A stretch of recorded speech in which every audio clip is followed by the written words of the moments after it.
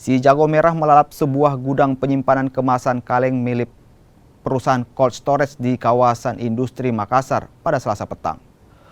Gudang yang berisi kemasan kaleng dan kardus membuat api dengan cepat membesar. Sebanyak 20 armada pemadam kebakaran diturunkan ke lokasi.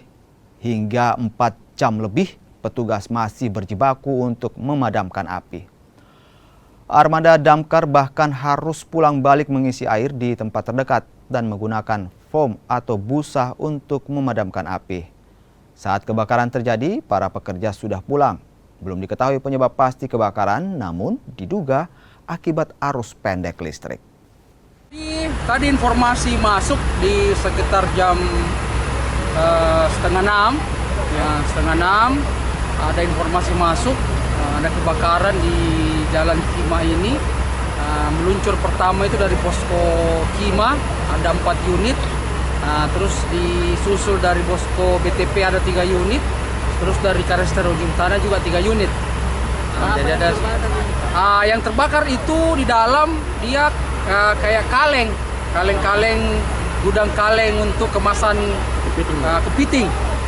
Informasi yang kami terima. Sekarang ini masih tahap penyiraman, masih terbakar, tapi sudah tidak membahayakan. Berarti ini kebakarannya sudah berapa lama ya Pak?